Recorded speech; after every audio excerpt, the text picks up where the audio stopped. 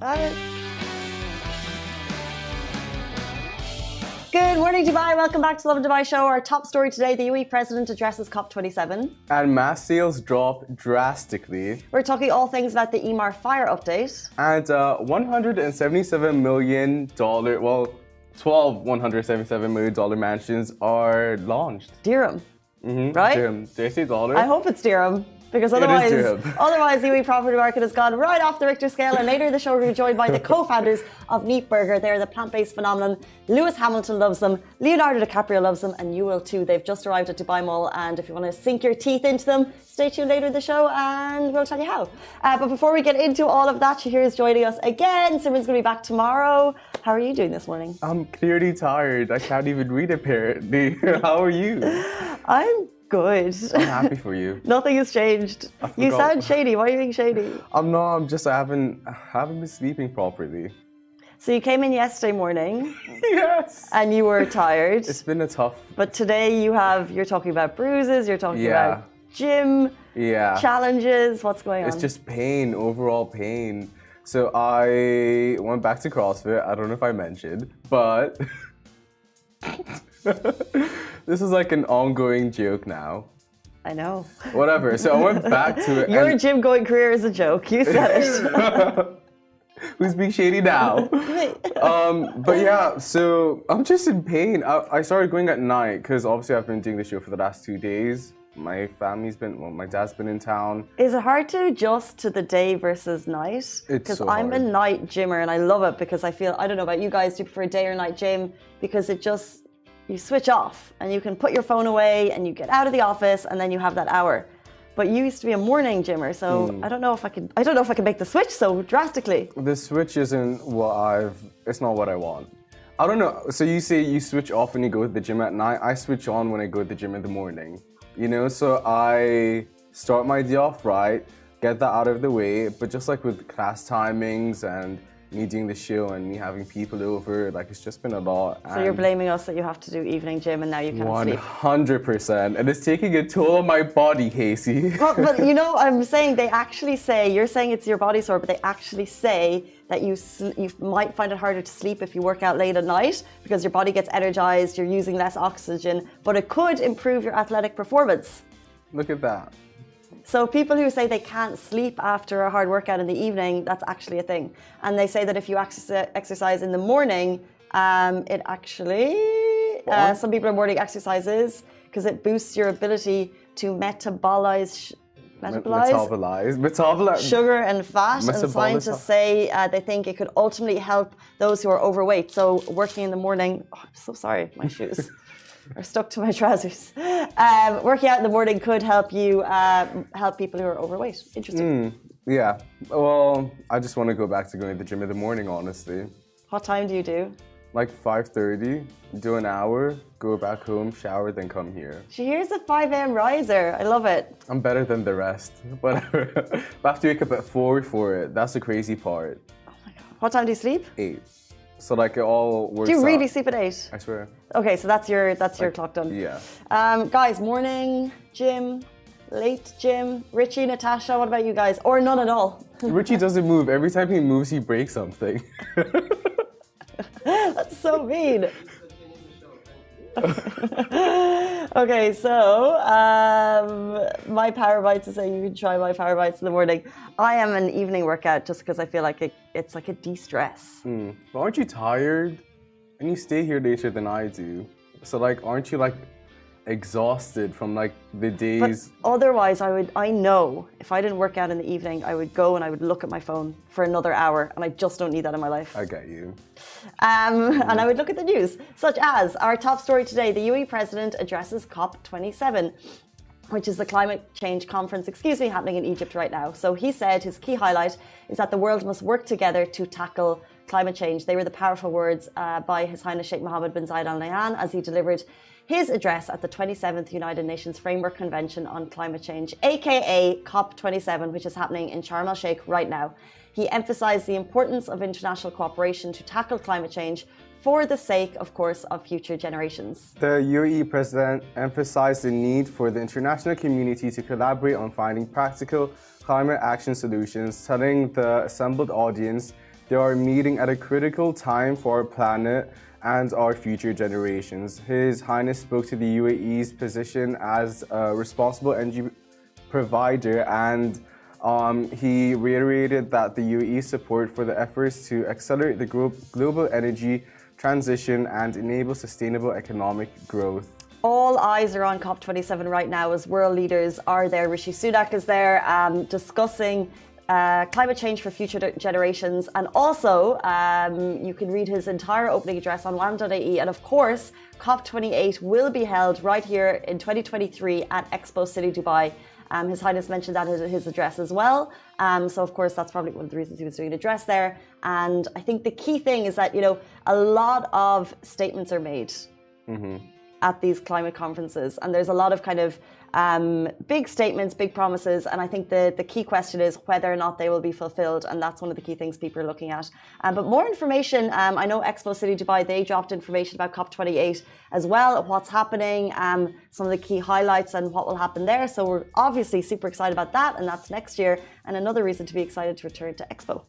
Well said. But you know what I've been thinking this entire time? This story that we just did, which you forwarded to all those people that have been attaching their hands onto paintings in the Louvre in Paris.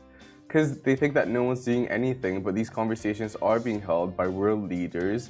And obviously it's a massive change that needs to happen with what's going on with our climate and the future generations.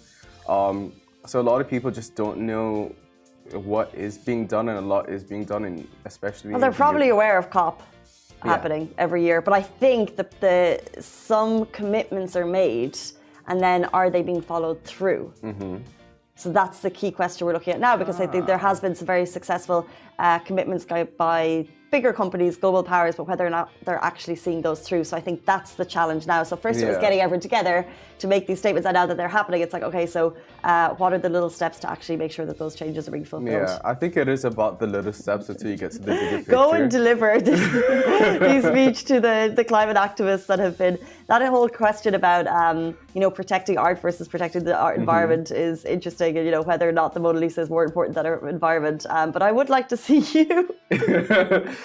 Morning, guys. Hope your hand's okay after getting your hand unsuperglued from the paintings. I see why am I. In case you missed it, are you living under a rock? COP is happening. But I think they're obviously aware that COP is happening, right? Yeah. So I guess so. Good point. You showed me there. Well... And also, I'm sorry, a painting is a piece of paper. It's easier to maintain than the entire planet. That's just a side note. Of course. I don't know. Speaking about pieces of materials that are used for protection, mask sales in the UAE have dropped by 90%. So as of yesterday, masks were only made mandatory in health facilities and centers for people of determination, and subsequently, mask sales have significantly dropped well over 90% in comparison to the height of the pandemic. Mahmoud Talal from Talal Supermarkets reported to Cliche Times that during peak COVID-19, we used to sell to 70 boxes of masks daily. This came to about 40 a day after a few months. Now, they're barely selling 3 to 5 boxes a day now. Additionally, adult masks have nearly dropped down to zero, with there being only a demand for children's masks due to school rules and requirements. So Talal also added that masks went from being on the display counter and would immediately sell out to now being to where it once was prior to the pandemic, which was the cosmetic section. So true. I have not even thought about my box of masks. Crazy. That's on top of my microwave. Same. Yeah, really. It seems appropriate. And I've got to the office, and then I have got all my reusable ones that are just sitting there. Yeah. I wonder how many cases happened, pandemic cases. I'm so glad I didn't invest in those masks shared as I was planning to, because it just... No way, were you actually going to? No. Imagine. No, if you watch Super on the show, we have so much conversations about our investing and our stocks and our Bitcoin and our Dogecoin. It's never happening. Yeah, they're never good investments, huh?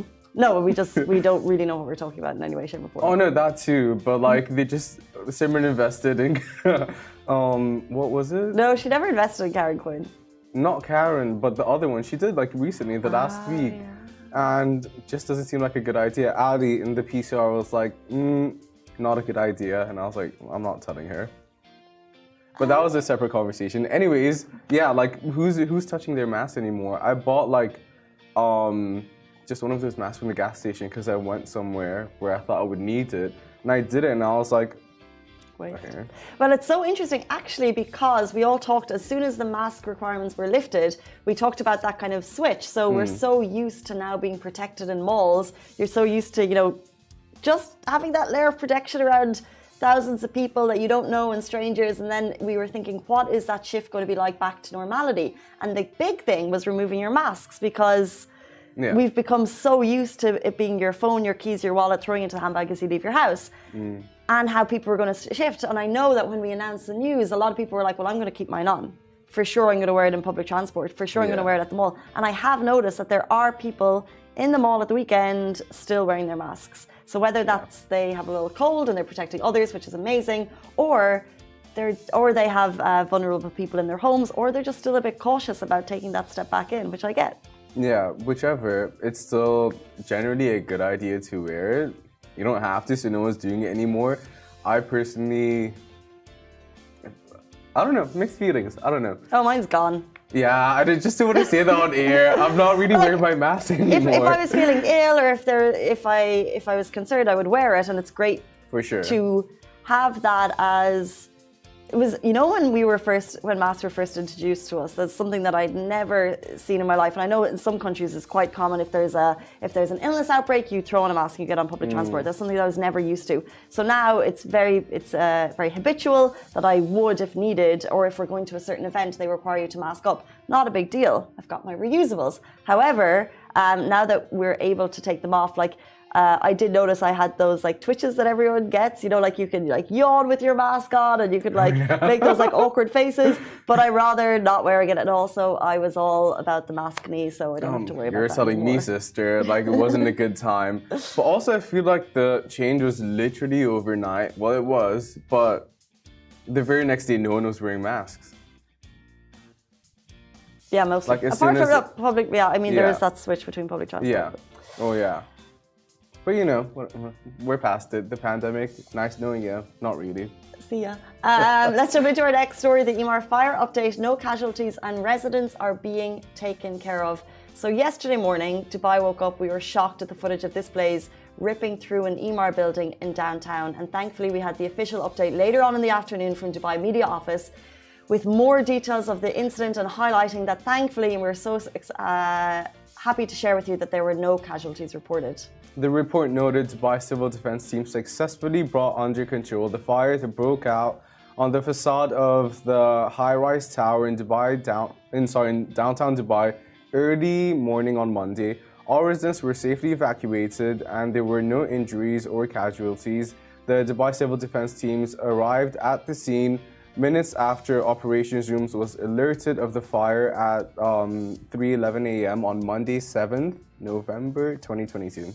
They also shared some key insights about fires in Dubai because I know there was 2 over the weekend. So a lot of the comments were like, is there a lot of fires? However, civil defense data shows that the incidence of fires in Dubai high-rise buildings, that's 8 floors or more, are down 5.48% from this year, from 73 in the first 3 quarters of 2021 to 69 in the corresponding period of 2022.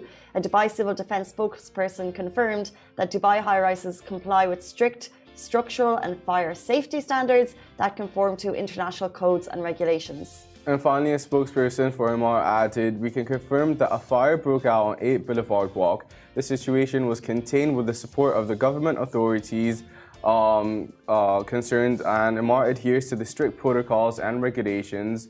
We take to the health and safety of our residents very seriously and working with authorities concerned to investigate the incident. Emaar is also working with the residents impacted by the incident to ensure they are being taken care of, which is amazing to hear. I just want to say that a lot of my friends lived in that area, and the stories that they were posting of A, the building looked terrifying, but B, people were bringing water coolers from their buildings, like neighboring buildings, just to make sure that everyone was hydrated that came out of the building and everyone was safe, and they had blankets, and it was literally the most Dubai community warming feeling ever. Yeah, wow, that's amazing. So yeah, it was just good to see. Because I think we spoke to a lot of people living in the surrounding area, and I think from 3 a.m. on Monday morning, everyone was aware of the fire, and we got a lot of kind of ground witness reports of people who were evacuated. Now they're being moved to hotels for the interim period. But massively, just our thoughts are with the people who have been evacuated, and I hope your homes are okay. And it's just a really unsettling. And also, we haven't actually heard of the impact on specific departments, specific people's homes. So our thoughts are with you, and I hope that you're being looked after. But as Emaar stated, that they are working specifically with residents to make sure that they're okay. Yep, yep. Thank you, Casey. Let's move on to our next story. So, let's talk mansions. So, Uber exclusive cluster of 177 million dirham mansions launched at the Ritz-Carlton residences. So this is in response to the high demand of sales of the previous projects, and will be found at the Ritz-Carlton residences, each valued at 177 million dirhams, not dollars. The mansion will come with a stunning 180-degree view of the Dubai skyline and the Ras Al Khor Wildlife Sanctuary. If you're watching on Instagram, please just go on to our full show. There's only 2 photos, but they're just so slick. I love these modern homes so much. And of course, these are the Ritz-Carlton residences, so you know they're going to be amazing. Dubai Creekside, it's an independent residential development conceived and designed by Mag of Life, the first wellness real estate focusing on the Dubai Industrial Strategy 2030. So each mansion will come with 4 levels, 8 bedrooms, a majlis, spa, cinema room, and a premium gym with modern equipment. And they all come with 2 choices of architectural themes: earth or water. It must suck to be a millionaire right now. What a hard time. It's like, where will I buy my mansion? Because this massive demand is coming from water? And they can, yeah, earth or water, The choices are so hard. And they're consistently, we're seeing these amazing projects topping up on the pan. Like Dubai real estate is good right now, but there's massive investment. In total, the entire project is actually going into billion dirhams. So this 8-mansion, mega mansion book thing, whatever it is, this is part of $1 billion development happening in the same area. There's massive development and investment happening in properties and real estate in Dubai right now. So yeah, just if you're a millionaire, where would you buy? The Pab, I don't know. Al Barari, you know, that's amazing. Emirates Hills. Why Palm do I get Jumeirah. multiple? But what we're seeing is actually even millionaires, the prices are going up so high that they even can't be as, you know, they can't just drop it as much as they would like to. They have to make allowances. They can't just be like, I'll have that one, because there's massive demand right now. So they actually have to. Millionaires are being told no. No way. Which is wild. I don't know. It just seems like, to me, so this whole like residential cluster of buildings there's a big health focus on it, and it just seems like the most California thing ever to begin with. How is it? Is this just a buzzword that they're using? No, or how is a home health focused? So there's scientists, and let me tell you who's involved. So the Wellness Institute at Cleveland Clinic, Columbia University Medical Center, Center for Innovation at Mayo Clinic. So there's scientists and experts who have given their input, and a big part of it. Basically, like, why not? No, but I'm asking, like, what have they done to make sure? I think it's just like making sure there's a wildlife aspect, the 180 views, the panoramic views. I don't know. I guess like the spa will have like crystallized salt water from the beach or something. I don't know. If I was a millionaire in another country, I would be coming to Dubai. 100%. But 177 million is a lot of money. It sounds like the most perfect place for a wellness expert or therapist to live in. A really, really loaded one. 45,000 square feet each, and it's part of the 1.3 billion. That's where you got the US dollar development happening in Dubai Creekside. What would you want in your mansion? If you could have the mansion of your dreams, what would you want? Massive, well-organized cupboard. What That's it. You know, like storage Hi, unit. Safa Dubai Bling. I feel you, but I get it. Like everything, totally organized, color-coded, compartments for every little tiny thing. Like white socks, blue socks, like Khloe Kardashian. big socks, was everything. My kitchen to be totally organized, structured. Then you need the people to actually do those things. But you can have that now. Who's stopping you from being the most organized? Space. Good point. Space is stopping me. Everything. Good point. Yeah, I feel you. Space is the issue. Yeah. What would you have? Well, I didn't think of this ever, but I'd want an art studio. I'd want the bottom floor to be an art gallery. I would want a CrossFit gym at the back where I can hire more traders to come so that I don't have to worry about transport and timing and being late for work. I would want also... Oh, dream things in a mansion. You know what I would love? I love the homes that have like the big entrances, a massive door, and when you open it, you can see the water on the other side. So and then the is it bifocal door windows that just like slide right open? So you have this amazing massive doors, go in, huge like sunken living room. Haven't thought about it before. Massive doors that open on the other side, like all glass, out to the panoramic vista. Bag of life, if it's similar, and if you would feel like a collab, I'm open. Guys, stay tuned. This is super cool. We had the co-founders of Neat Burger. They are the plant-based phenomenon. They are internationally recognized, known around the world, and they've just launched right now in Dubai Mall. They actually launched a couple of days ago to huge fanfare. We had them to get the lowdown and the tea on why plant-based is delicious. Stay tuned.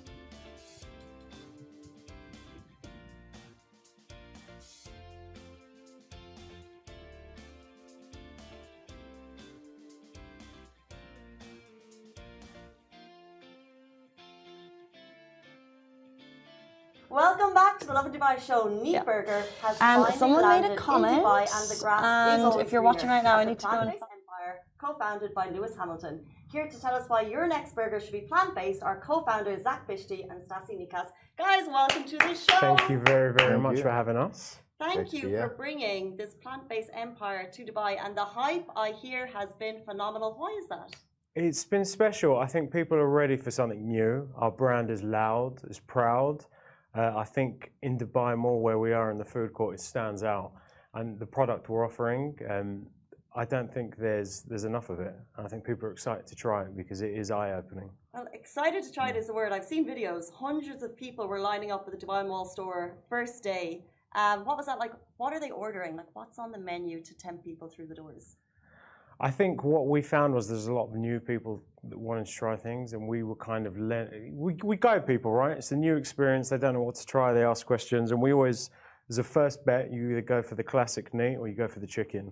I think that's an easy way to win people and get them coming back. Okay, what classic neat? Talk us through it. What are we having? Go on, Stas, this is yours. So obviously we've got a soft and squishy bun. Squishy, I love the word already. Our signature patties, cheese, signature sauce, onions, lettuce and tomato. Classic burger. People are always interested in plant-based food and the ingredients. So when you say classic burger, when you say cheese, where do the ingredients come from? What makes it?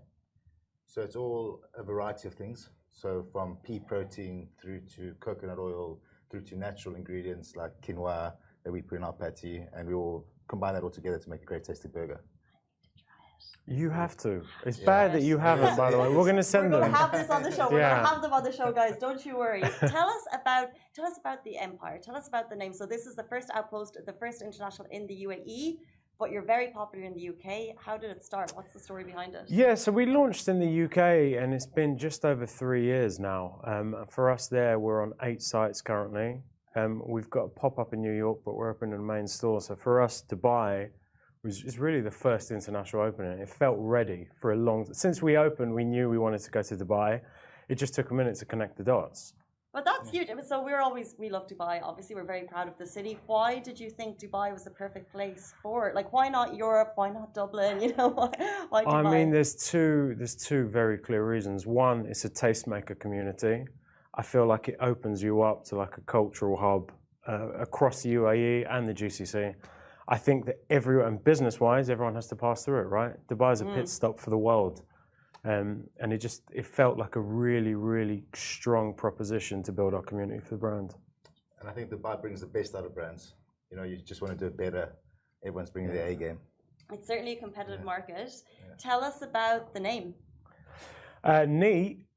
Actually, at first we called it Neat Meat. We decided to lose the meat. It was a bit cleaner, a bit confusing for first timers. Neater. Yeah, it's neater, right? Neat for us is just no meat. Neat, it's clean, it's tidy.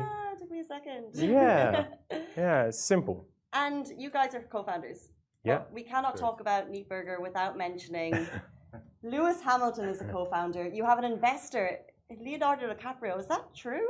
Yeah. We're really lucky. Tell me more. Well, yeah. So from our perspective, look, we've got a big mission, and part of having a big mission is having loud voices, right? I think we're lucky enough to have such prominent stakeholders. Ultimately, all they want to do is kind of help us push the message. I think Lewis he could be just enjoying life, but I feel like he's made it his mission, from what I see, to just push plant-based eating as much as possible. And I think that's what he cares about most, just making change and using his platform for that. And we're lucky that we could be a vessel for that change. Sure. But how does that partnership come about? Is it a DM slide? Yeah, it was definitely slide into the DM. I don't know. Is that how it No. happens? There was a relationship there. It made sense. He loved the product. Okay. And he saw the vision. Much longer than, I guess, before we had even seen it. He's been an advocate for plant-based diets, sustainability for years and years and years. So it felt like a good fit. I think anytime brands have people involved, it's an inauthentic relationship, or kind of you have celebrities just jump in for the sake of jumping in for a deal or for commercials, it doesn't hold up. I think audiences want to see really engaged ambassadors. That's You the want truth. authentic ambassadors. Yeah, people see through it. And he tasted the burger and loved it. Yeah, that's the real test. So I think F1 is coming up in end of November, early December. Lewis is going to be in Abu Dhabi. Could we tempt him to Dubai with some burgers? We could. The problem is we're bringing the burgers there. We've got a food truck pop-up in Abu Dhabi. Where am I talking here? Come and try the burgers if you can't make it to Dubai. They're very, very good. Get the chicken or the smash. Amazing. So pop up in Abu Dhabi. That's where Lewis is going to be. Yeah. We're saying no meat. We're talking a lot about burgers, but I imagine there's more on the menu. There's. What else is going on? So we've got a variety of things. Obviously, burgers are the focus. Yeah. Our salad bowls, the healthy alternative. If you want to eat, you're on the bun, you want a bun free. We also offer lettuce-free options. So we do a burger bun made out of lettuce, which is great. We've got great sides. And for, obviously, the Dubai market, we've introduced our hot and spicy range, which is really tasty and adds just a bit of depth to the burgers. Which to the burgers? Depth, flavor. Depth to the burgers. Yeah. And when you go, what specifically are you guys ordering? You know what the problem with us is? When we sit and we do tastings with the team, we don't have the luxury of ordering. We just get, we eat. You have the luxury of ordering? No, we don't. We get I'd say force-fed. Sometimes I'll double down. But we'll go through the menu a lot. One thing we want to always ask people who are, I guess, expanding, how do you ensure that you're going to have consistency across the board as you grow? I think there's a couple of things that really count. The first is having a great team, a team that's aligned with the product and the vision, particularly when it comes to things like customer service. Ultimately, if you stop prioritizing the customer, you lose that. I mean, I think we've seen in lots of brands where they focus on the commercials and they make everything transactional, right? And they're not worried about the customer and the product, which leads to the second point. I think product's super important. So I think one of the big things, we switched from using central processing units very early on, because using third-party co-packers and shipping out directly to stores allowed us to have quality control and consistency. When you go to a Neat in Dubai, or if you go at F1 or in the London store, you want to have the same experience, right? I think that's something, I mean, Stas, the team back in London, they work so hard on getting right. And you can tell now, because the product, it's a very weird feeling from once you start the brand to being able to sit in Dubai with a whole new team, whole new restaurant, and feel like you're getting the same experience. It's happy. I was going to say, describe the experience for someone to arrive into the new location at Dubai Mall. What is it like? It's It pops. You know, when you walk past, it really stands out. Get served by one of the team members with a great smile on their face. You know, walk over to the counter. Everyone's there to explain what Need Burger is, what you should order, what their favorites are. You know, service with a smile, grab your burger, enjoy it, and that's a great experience. Do you know what you see a lot of? Because I've just been sitting there the last few days, and it's one of the best experiences. There's so many people that haven't tried plant-based products, right? Catching that reaction the first time where people are confused. Is it me? Am I being tricked? What's in this? And I think that's the best, like the neat moment. Confusing people, love it. Yeah, confusing. That's exactly what it is. You know what, though, I must say, Dubai is a city that we actually love change. A lot of people hate change, but we love change. And also, we are very interested in reducing our carbon footprint, eating a little bit healthier, and that's exactly what you guys offer. So, a massive good luck to you. Amazing new location down at the Dubai Mall. Do check it out. Very thank you to you guys. Appreciate it so much your time this morning on the show. Thank you so much. Thanks so much for having us. The co-founders of Neat Burger. That was it for us on the Lovin Dubai show. We're back with you tomorrow morning, same time, same place. Bye bye. Thank you. Thanks, guys.